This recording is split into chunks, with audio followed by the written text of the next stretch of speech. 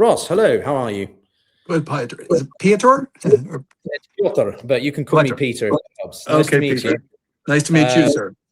Thank you for joining this this live podcast. We are chatting. We've got about 500 very eager people keen to hear your thoughts. And before getting into it, obviously, I want to introduce who you are properly. And you are very specific in that, but you are the senior fellow at the Middle East Institute and author of the new book, quote, Decoding Iran's Foreign Policy, which I think is going to be more important than ever. And one of the core questions I'll save for the end of our conversation in about half an hour. But right now, obviously, Ross, a lot of the focus is on the downing of this F-15E. Now, I appreciate if you're not explicitly a military analyst, but it's obviously going to have quite a lot of implications for Trump's mental state over the war. You know, he's bragging about how well it's going and everything. If the Iranians get hold of the second personnel, that's going to be a big PR push for them. What are your initial reactions from what you've read so far? Well, my initial reactions, Peter, are that reminded of the fact that the enemy gets a vote in terms of how this war plays out. You know, the President Donald Trump and Secretary of Defense Hegseth have sort of acted as if the fate of the war and the direction of the war is completely in their hands. That Iran has completely been subdued and has very few options, and that the United States can exact any kind of toll on the Iranian state, on the regime, and ultimately on the Iranian people, if Iran does not do as the U.S. wishes. And I think what the Iranians have showed is that they have a vote in this war. They can't compete symmetrically with the United States, kinetically or militarily, as we say.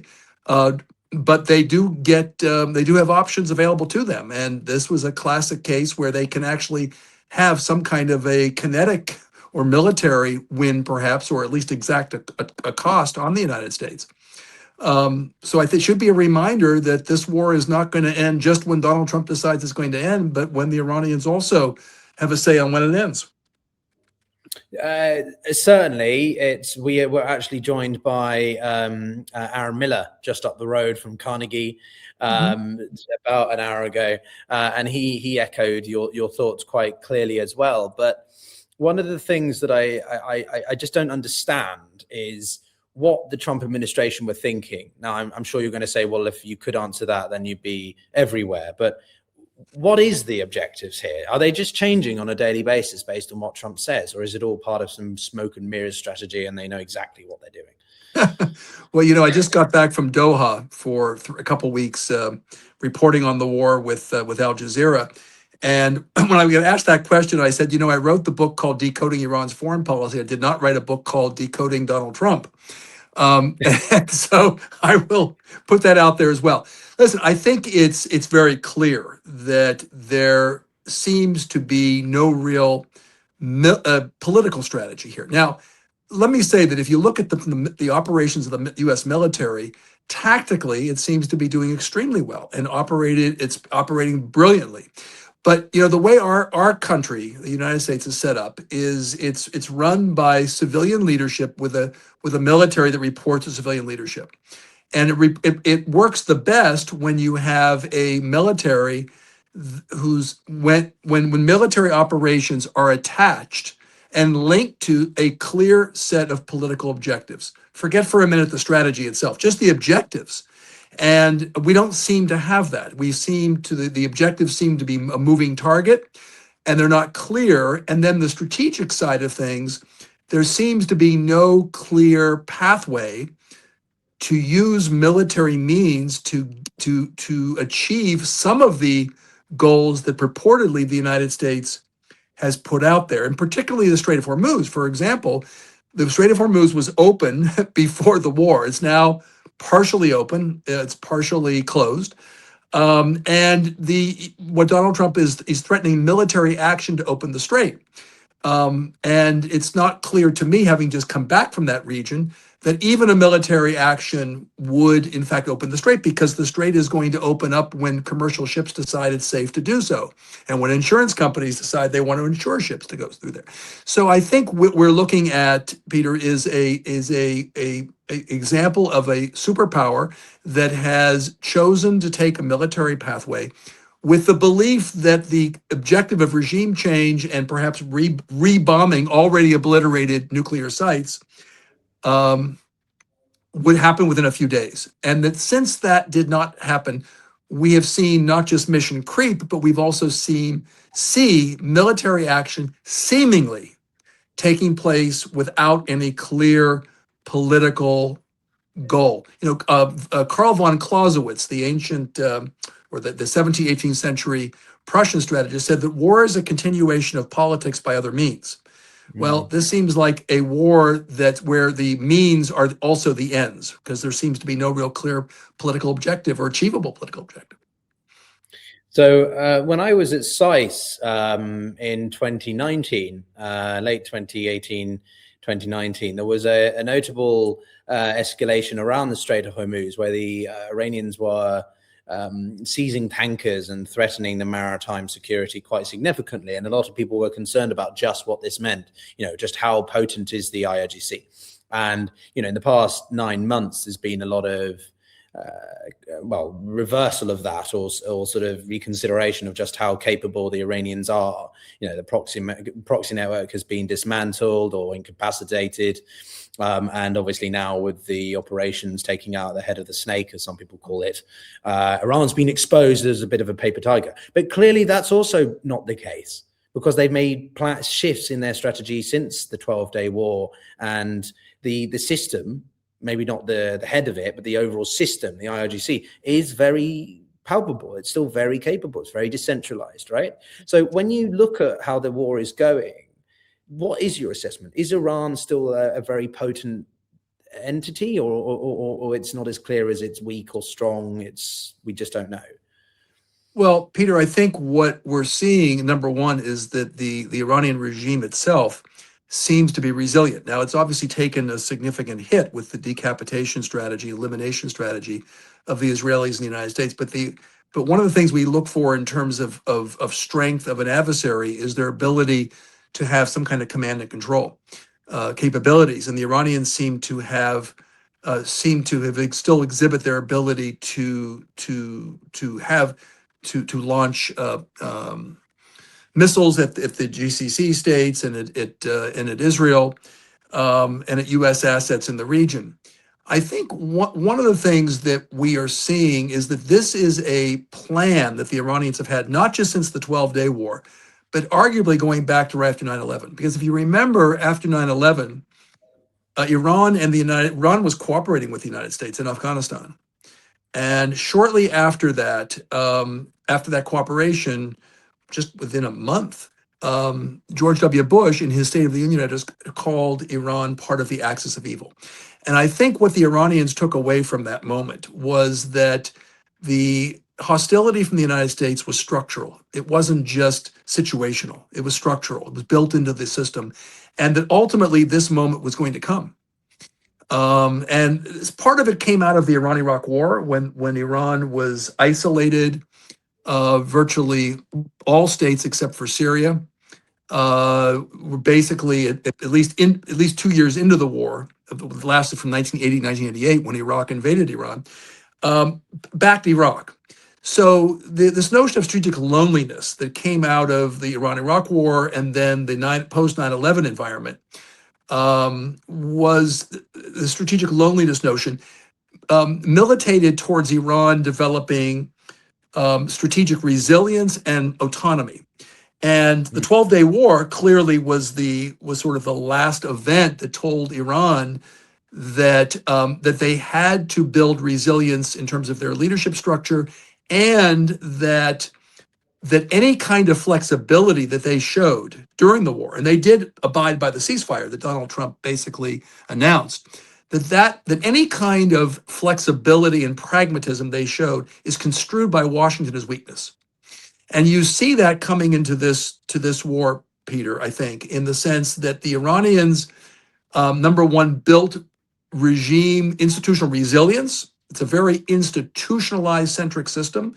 So even though the decapitation strategy has been profound and injurious, it has not pushed the Iranian regime to collapse. And number two, I think in terms of the strategy itself, listen, if you think about the Iranian strategy over the last 25 years, anyway, they followed an asymmetric strategy, right? I mean, they followed the old master of strategy, Sun Tzu, that you don't confront the enemy. You may not be able to confront the enemy directly, so you do it indirectly. And that's what they did. By their guerrilla militia strategy, right? The strategy in Syria with Hezbollah in Syria and their own IRGC, Quds Force in Yemen with the Houthis, the Hashd Shabi in Iraq, Hezbollah in Lebanon, that they wanted to build this axis of resistance in a guerrilla style fashion to make themselves a harder target to hit and project power away from the homeland. And if you think about what they're doing now, Peter, in many ways, to kind of get around to your question, they're following a guerrilla strategy here as well. Not just they are using their axis of resistance, but they're also elevating the guerrilla strategy to the state level, not just to the civil war zone, not just to the fragile states, but to the strong states, like where I just came from Doha. They're using their firepower to basically project power and cause pain, not to the U.S. directly. They know they can't hit the homeland, but to cause pain to our allies in the region with the idea that U.S. interests will be harmed and that our allies that we purportedly offered protection to will put pressure on Donald Trump and using the Strait of Hormuz. So I think the strategy that we have seen, despite the pummeling that we've seen in the last couple of weeks, the strategy is pretty much what we would have expected from Iran at this point. So we haven't seen a lot of strategic, we haven't seen a fumbling, let's put it that way. So I think so far, the Iranian regime, as weakened as it might be, seems to be following a playbook that goes back to 9/11 and arguably back to the Iran-Iraq War. Very extensive, Ross. But okay, when we talk about decapitation strategies, we talk about also a need to incapacitate their ability to retaliate, right? And in that case, taking out not just the missiles themselves, but the launchers, the production facilities, all these elements. And one of the things that seems to be unclear is to what extent the US government has achieved that. They're claiming that they've targeted 11,000 objects, but that just sounds like a bit of a egotistical number to make it sound like they're sending them back to the Stone Age, right? To quote Pete Hegseth. But what is the extent of damage to the IRGC's capabilities, right? I appreciate you might not have exact numbers, but is it a third as some speculated, or is it more, or it doesn't matter because all they have to do is shoot a minimal amount of projectiles to cause that, psychological component in the war?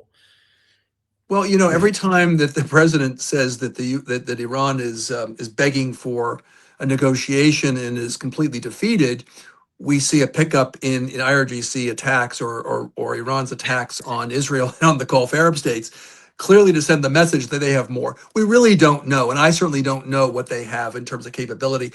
Listen, it's given that the Iranians have been planning this for a long period of time, as I mentioned earlier. I'm assuming they have capabilities that are greater than U.S. and Israeli intelligence can imagine. There's certain areas where I think the intelligence penetration has been profound and incredible. But if you look at how Iran has been able to withstand these attacks, I don't think that whatever they have left, let's put it this way, whatever they have left seems to be not impregnable, but cannot be eliminated from the air alone. And I don't see a major ground operation because I'm assuming that the missile sites and their drone capabilities, there's talk about an underground, a complete underground city that was been built that houses thousands of missiles that's 500 meters under the ground. No direct evidence that exists, but there's been a lot of suggestions that that's what's giving them the capacity.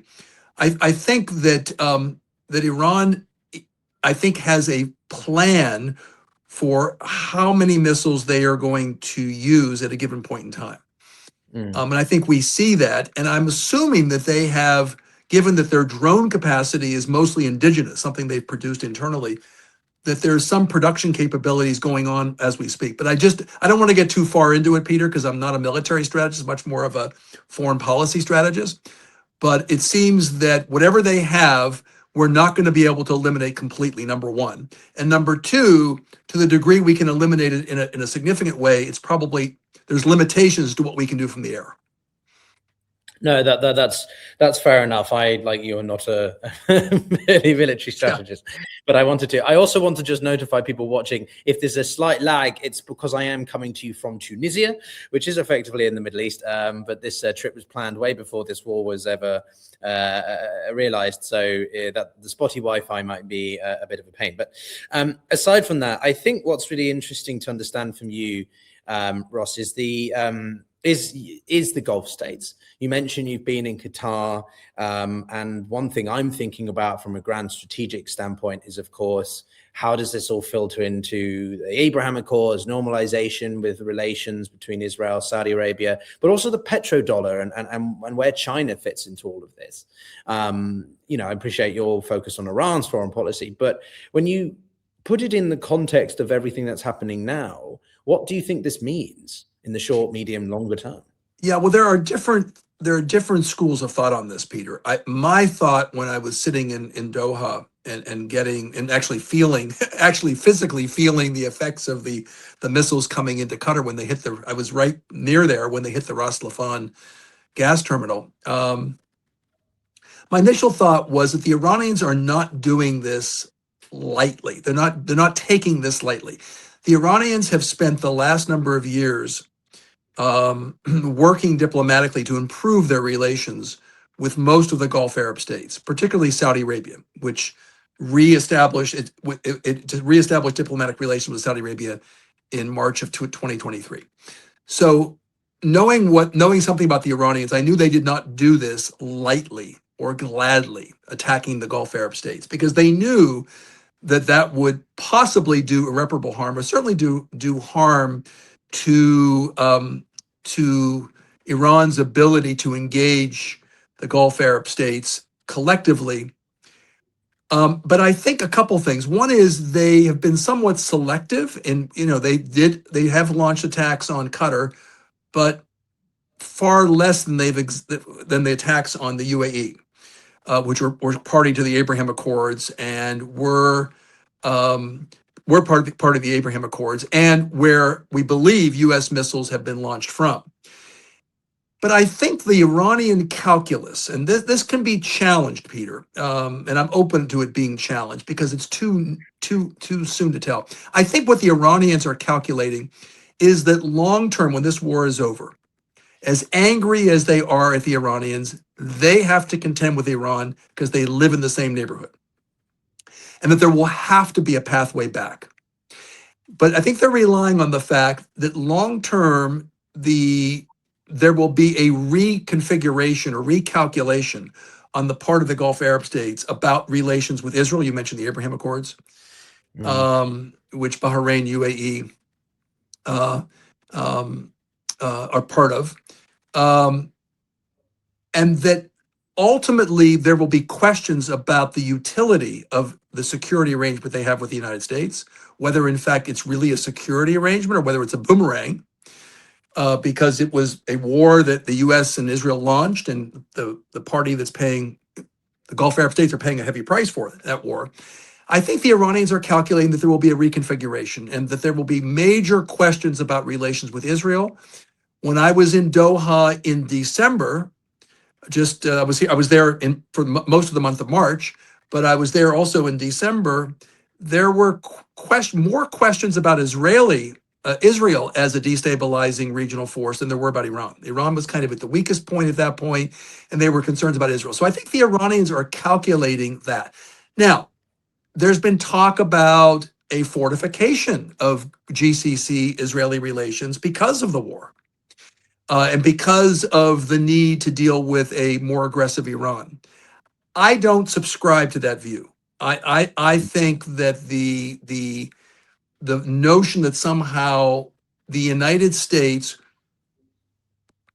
being a unpredictable actor, being an actor that has, in this case, destabilizing the region, the notion that somehow the Gulf Arab states are going to try to move closer to the US and its allies seems problematic to me. Now, having been said that, you mentioned China. I don't think the Gulf Arab states right now have a lot of options other than the United States. That doesn't mean they have to cozy up to Israel. I don't think they will. But they don't have a lot of options. But I do think they will hedge. I'm not sure what that means militarily. I think what it may mean is the need for some kind of a regional framework for security, as opposed to just relying on the United States. But I think it's too soon. And the Iranian calculation is that long term, the Gulf Arab states will have to come to terms with Iran, and Iran will have to come to terms with the Gulf Arab states. But that there will be structural damage to the relationship between the United States and the Gulf Arab states and Israel and the Gulf. If not that, at least Israel and the Gulf Arab states. Interesting. I'm going to go out on a whim here and ask you quite bluntly then.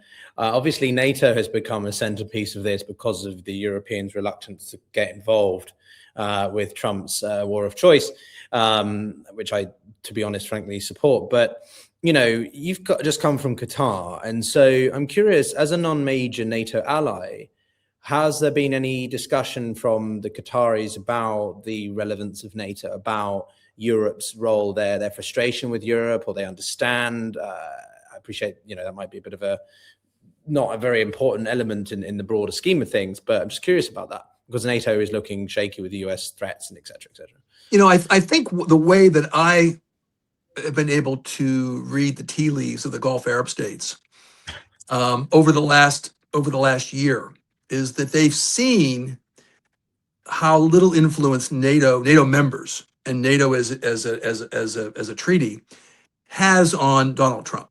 Because as we've seen, Donald Trump has threatened NATO a number of times, threatened to pull out of NATO, or at least it intimated that Article 5, that attack on one would be an attack on all, calling into question. They've seen that, and they've seen the potential threats against Greenland and Denmark, but they thought that they became more relevant as a result of that their relationship with Donald Trump, their commercial relationship, the fact that they gave or lent or whatever you want to call it, the Air Force, the new Air Force One, to Donald Trump, and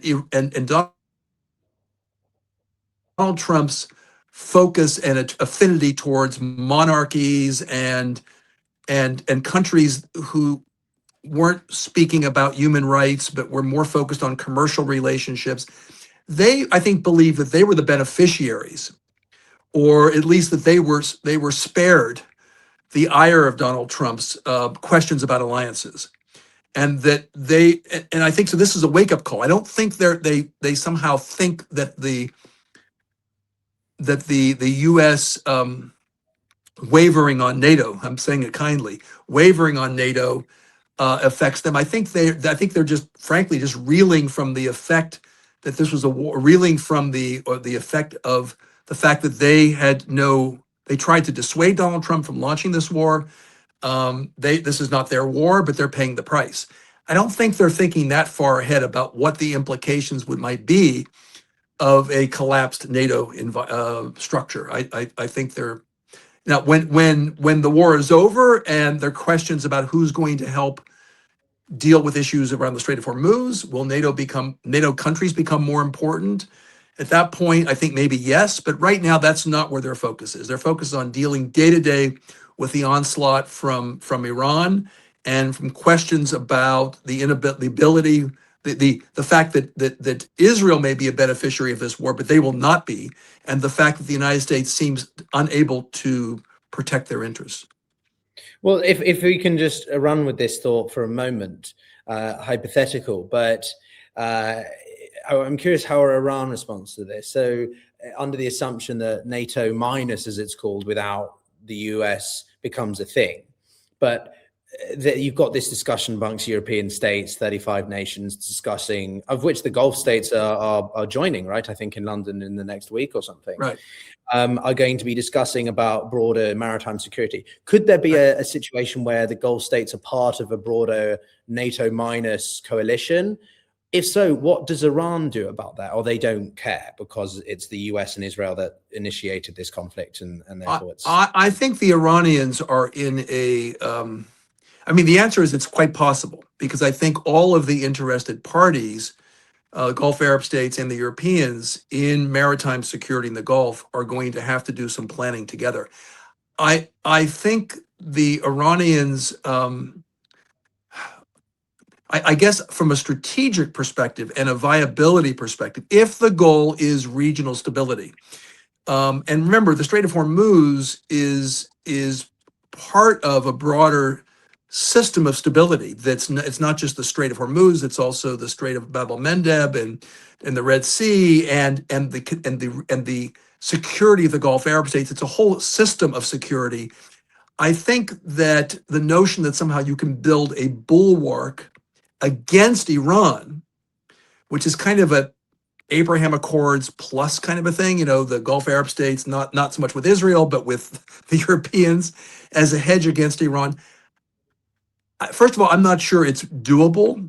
And I'm not sure that any framework that doesn't eventually include the Iranians, I'm not sure it's doable. And I don't think I think the Iranians are going to do their best to make sure that if they felt surrounded by US bases and Gulf Arab states before the war, I think they're going to do their best to thwart any efforts to surround them with some kind of a maritime structure that they don't have a stake in.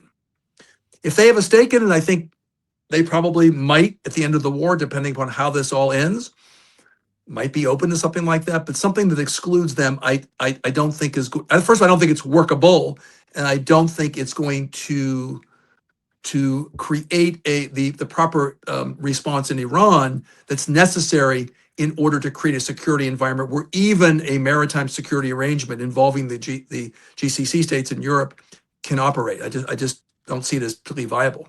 It sounds good on paper. One of those ideas that's like MISA that sounded Middle East security, sounded good on paper, but just didn't work in practice. And I worry about that. No, that's a good comparison, actually. Okay, so just quickly on energy security.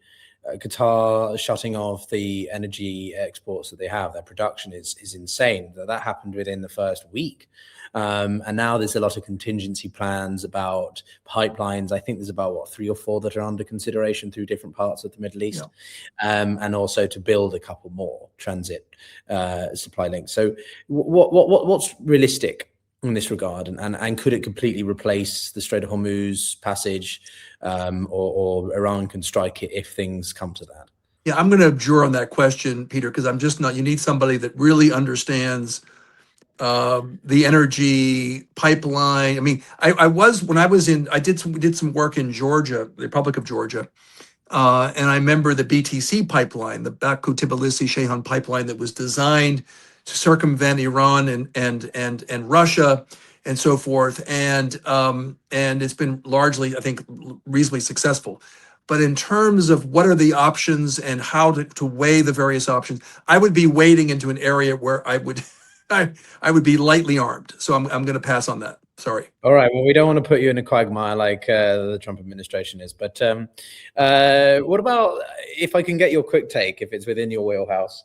Obviously, the Houthis were a few days ago being like levied as the new actor. Things are going to become, I think I even made a reaction video being like, is this a new front, the third front, multi-front war? And what's interesting to me is what happened in Yemen in January, which largely went uncovered relative to everything else because of Venezuela and Trump's actions over that. What's the situation with the Houthis and the Gulf states, Saudis versus the Emiratis, and this seeming growing balance of power shift where you've got 2 main blocks emerging, right?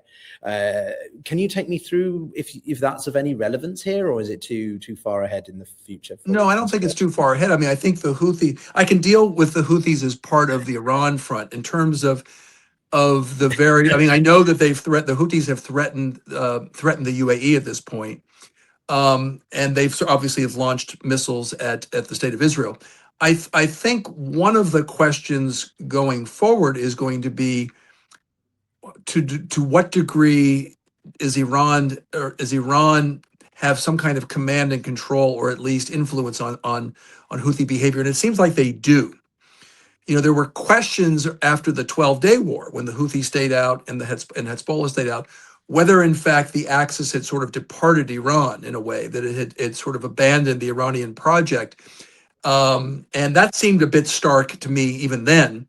But I think what we're seeing is that Hezbollah, for example, was down but not out. And the Houthis, yeah, they were damaged, have been damaged. But I think my understanding is they've undergone a massive recruitment endeavor within Yemen and outside of Yemen, particularly in Yemen. They've become one big HR agency inside Yemen for recruitment. And how they're going to be used remains to be seen going forward. I mean, I haven't followed it today, but I think there's been very little mining or threat to mine the Red Sea or the Strait. I think at some point in time, if we see a further escalation on the U.S. side in terms of kind of a land component, if the U.S. lands in Bandar Abbas or the 3 disputed islands with the UAE or Karg Island, I would expect some kind of vertical, we call vertical. Up to this point, we've had sort of horizontal escalation, geographic escalation. First with Lebanon and Hezbollah, and then the Hashd-Shabi in Iraq, and then the Houthis, and then the Strait, the partial closure of the Strait. I would expect that if there's a ground component here, that you would see some what we call vertical escalation, further aggression, and the Houthis could become part of that, either through terrorist attacks or through mining the Strait of Mendeb. And if you have the Strait of Mendeb issue on top of the Hormuz issue, it would be a hard contingency for the U.S. to deal with. So I think, in terms of how it ties into the war, I think that's sort of my thoughts on that. What it means after the war, in terms of balance, it's unclear to me at this point. Well, just a quick follow-up on that, because the Houthis, I spoke to someone who's quite well placed on that, and she was emphasizing that it's largely about supply chains and the ability to sustain the stockpiles, because the Houthis have launched, I don't know, I think there was one example back in September of 2025 where they launched about 108 projectiles and 40% of them didn't even make it. They just failed, mechanically failed. So is this simply about the Houthis not wanting to overreach? And the other speculation sort of associated with that, and more in your wheelhouse of foreign policy in Iran, was this just Iran waiting to activate them? I mean, it's a great question. I think it could be a little bit of both, right? I think that the ultimate one of the ultimate weapons, there's the psychological aspect of Israel fighting a multi-front war, right? And so with Hezbollah, Iran, and then the missiles coming from Iran, coming from the Houthis, and coming from Lebanon. The ones coming from Iran and coming from Lebanon seem to be much more profound in terms of impact. There is a psychological aspect of Israel being surrounded. But I think the ultimate card the Houthis hold, and whether it's being held because of their own particular parochial interest, or whether it's being held because of Iran holding them as dry powder, I think is ultimately the ability to mine and sabotage ships in the Strait. I mean, it won't be cost-free for the Houthis either, but I think that's ultimately, and my general sense, and this is just a hunch, it's not because I have any.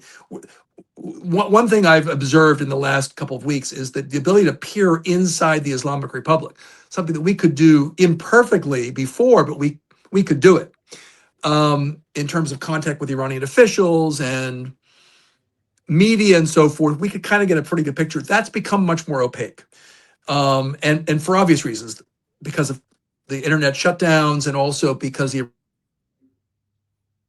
Iranians have become much more, for security reasons, because much more secretive and much more closed off to the world. So it's hard to know, but my hunch is it could be a bit of both. But my hunch is that the Iranians are using the Houthis now selectively, and holding the strait, the activities in the strait as dry powder for further escalation from the United States. It's my that would be my hunch, but it's what it, take it as what it is, just a hunch. No, I think it's grounded in pretty reasonable assessments. My relative expertise is the Horn and Africa, and working on Al-Shabaab and Somalia. And there was an interesting report back in November that the UN published about the deepening relations of Al-Shabaab to the Houthis and their growing interoperability, activities around the Strait, or Gulf of Aden more broadly. So I wonder about whether that could even pull in them in an extremist scenario. But I appreciate you will have limited time. So I just wanted to ask you two last questions on the Iranian regime itself, the system that remains. One is, what is the situation with Mojtaba in your opinion? Or it doesn't matter because the IRGC are the ones running the show? Well, listen, we've seen, there's some analysts that have said that Iran has become just a IRGC state. And I think that's largely true, but it's not just now. That's been a trend line over the last number of years, that the IRGC, particularly with I would say the marginalization of many, what we used to call them reformists or pragmatists, particularly after Trump walked away from the nuclear deal in 2018, the JCPOA, the Iran nuclear deal. You've seen the strengthening over time of the IRGC in decision making and in influence inside Iran, particularly with the late Supreme Leader Ali Khamenei. Listen, I mean, if Ali Khamenei had died a natural death, let's do a counterfactual for a minute. Let's assume for a minute the war did not happen, and there was some kind of either negotiated settlement or no settlement, but there was no war. And Ali Khamenei died, natural death, or because of some internal struggle. There would have been a struggle, or at least a debate within the Council of Experts. That's the body that, in theory, chooses the next supreme leader. There would be a debate about who should fill Ali Khamenei's shoes, whether it would be someone like a Hassan Rouhani, more of a reformist, or whether it should be somebody much more IRGC friendly. To my knowledge, Mojtaba might not have even been considered, because Ali Khamenei basically kind of not preordained, but basically said that he should not be considered because there should not be any kind of dynasty. I think what the war did, Peter, is that it saved the Iranians from that struggle. Because the supreme leader the supreme leadership process was forged by war. And it became very clear to me and anybody that was watching Iran, particularly once Ali Larijani was killed, the secretary of the Supreme National Security Council, he was killed, that the new supreme leader had to show the choice had to be symbolic and sort of showing continuity with the past, number one. And that certainly elevated Mojtaba. And that also there had to be an immediate working relationship with the IRGC. They didn't have time for a new supreme leader to kind of get his footing. And so Mojtaba, I think, was a safe choice in that regard. He had served in his father's office, so he knew the inner workings of the office, what they call the Beit, or the house, or the office of the Supreme Leadership. And he obviously had a working relationship through his father with the IRGC. So that having been said, I think that what we're going to see, for at least for the foreseeable future, is less direction coming from Mojtaba and from the supreme leader, and more from the IRGC. I think if Mojtaba he's either going to become more a figurehead and marginalized, or it's going to take him like it took with his father. It took his father 5 years to really solidify himself in that position. And I think it's going to be much more of even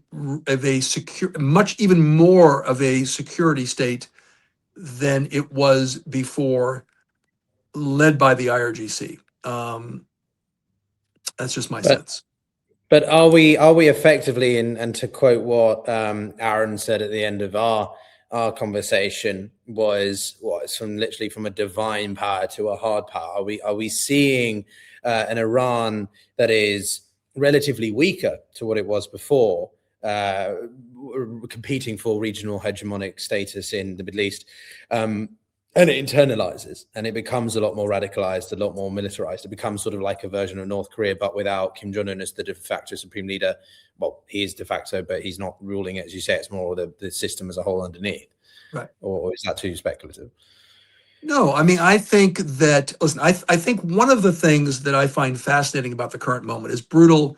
I have to say that this, we talk about these matters strategically, but, there's thousands of lives that have been ended through this conflict and infinite damage done to infrastructure and so forth in Iran, in Israel, in the Gulf Arab states, to U.S. credibility and so forth. So I have to put that out there. But I think in terms of one of the things that I find interesting is that Iran had kind of run out of gasoline. The Islamic Republic had run out of gasoline over the last couple of years, both, I think, strategically, geopolitically, right? The axis of resistance was not as down as we thought it was, perhaps, but it was degraded to some degree. Iran had fewer geostrategic options available to it. And internally, its popularity was at a nadir. It was at its lowest point. And it had, the fact that the brutality of the protests that occurred in January indicated the regime had completely lost legitimacy. And so, listen, any system can survive, even if it's a shell, a hollow form of itself. It can still be dangerous. But it seemed to me that the Islamic Republic was sort of in its final days. One way of looking at this, Peter, is that that the Islamic Republic, if it comes out of this war intact, has bought itself some time. And that means sort of rethinking its security paradigm. Where does it put its weight in terms of its nuclear program? Where does it put its weight in terms of its relationships in the Gulf? How does it manage its relationships? But I think also it has to, I'm sure there are talks internally about what do they do in terms of the Iranian people.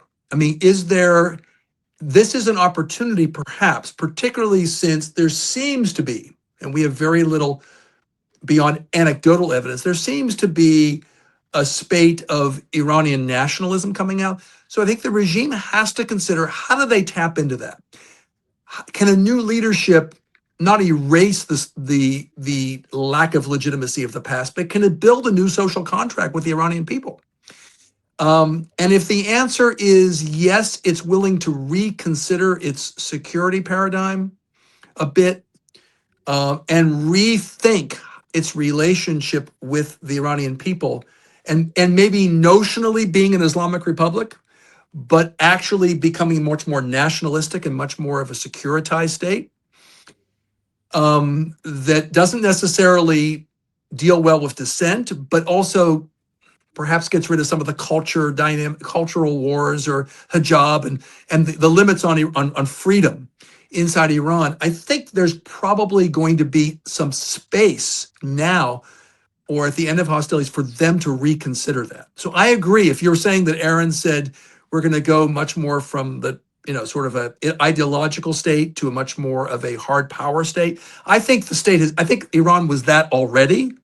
Frankly, but I think it will become much more apparent and much more transparent going forward. If they just go back to the old playbook, then I think the Islamic Republic has just bought itself some time, but ultimately it'll run up against the same challenges that it has experienced up to this point. And I'm thinking that there might be some, in my book on Iran, I actually create a worst case scenario, which is the Iran kind of continues on the same path. But I also look at Vietnam and what happened at the end of the Vietnam War with a state that was highly interventionist, highly ideological, and because of lots of different internal, regional, and global dynamics, reconfigured itself to becoming a viable state within the region. And listen, the Iranian people are not like North Koreans. I mean, the Iranian people are very highly educated. and very nationalistic. And they may hate the Islamic Republic, but they love their country and they love their history. So I think that at the end of this, there may be, I don't want to call a war this brutal being a silver lining, but there may be a silver lining. I'm hopeful. Put it this way, I'm not necessarily hopeful right now, but I think a hopeful scenario would be that there will be a different path for Iran that is better for the Iranian people, better for the state, and maybe even better for the region.